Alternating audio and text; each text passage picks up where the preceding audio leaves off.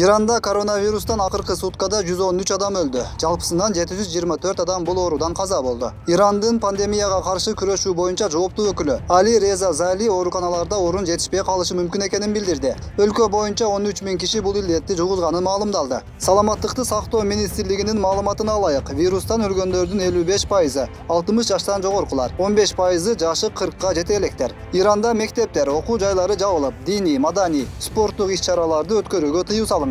İran бийлиги коронавируска каршы күрөшүү үчүн эл аралык валюта фондунан $5 миллиард карыз сураган. Дүйнөлүк саламаттыкты сактоо уюмунун маалыматына караганда, акыркы суткада дагы 9 мамлекетте тургундар вируска чалдыккан баштапкы учурлар катталган. Оорудан жалпысынан 5735 адам көз жумду. 153517 адам ооруга чалдыккан. 70 000ден ашуун киши сакайып чыккан. Кытайда акыркы суткада 838 адам оорудан айыккан, 14 адам вирустан ажал тапкан, 16 жаңы учур катталды. Адистер коронавирус илдети Кытайда жеңиле баштаганын айтышууда. Кытайда вирусту жугузгандардын жалпы саны 80 000ден ашык.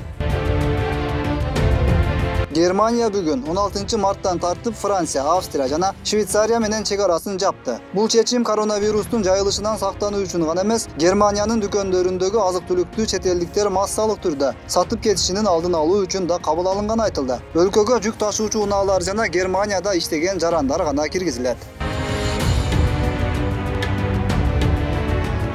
Өзбекстанда коронавируска чалдыккандар 4 кишиге жетти. Илдетке чалдыккан bir аялдын уулу менен кызына да вирус жуккандыгы тастыкталды. Коронавируска чалдыккандар менен байланышы болгон үй-бүлө мүчөлөрүнүн баары вирус таануу клиникасына жеткирилгени белгиленет. Бул аял жашаган көп кабаттуу үйдөгү 250дөй тургунда адистердин көзөмөлүнө алынды. Мындан тышкары, дагы бир Өзбекстан жараны коронавируска чалдыкканы кабарланды. Маалыматка караганда, бул 4-киши. 15 мартта Стамбул Ташкент авиа каттамы менен Ташкентке келген. Кыргызстандын тышкы иштер министри Чыңгыз Айдарбеков Өзбекстандын тийиштүү министри Абдулазиз Камилов менен телефон аркылуу сүйлөштү. Борбор Азиядагы коронавируска байланыштуу абал, илдетке каршы биргелешип иш-аракет жүргүзүү маселелери талкууланды.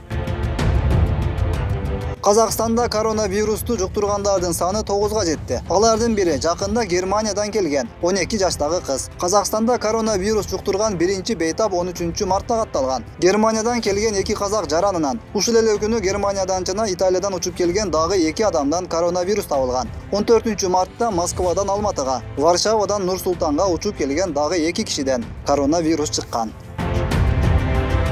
Түркия менен Азербайжан коронавирустун жайылып жатканынан улам транспорт каттамдарын убактылуу токтотуу чечимине келишти. Чектөө 15 марттан баштап күчүнө кирип, жүк ташагандарга таасир этпейт. Иран менен чектешкен Азербайжанда коронавируска чалдыккан биринчи бейтап 12 мартта аныкталган. Учурда ооруну жуктуруп алгандар 19 киши экени расмий айтылды. Азербайжан бийлиги Иран менен чек арасын 2 жума мурун жапкан. Грузиянын, Армениянын жана Азербайжандын премьер-министрлери чек араларын 14 марттан тарта 10 күнгө жабуу тууралуу келишишкен. Түркия коронавируска чалдыккандардын саны 5 кишиге жеткени кабарланды.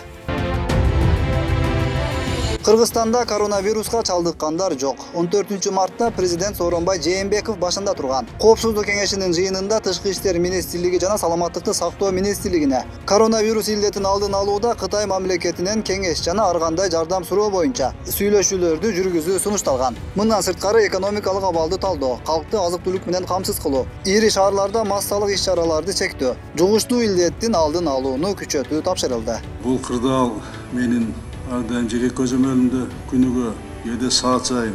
Өткүрбек Рахманов, Регион.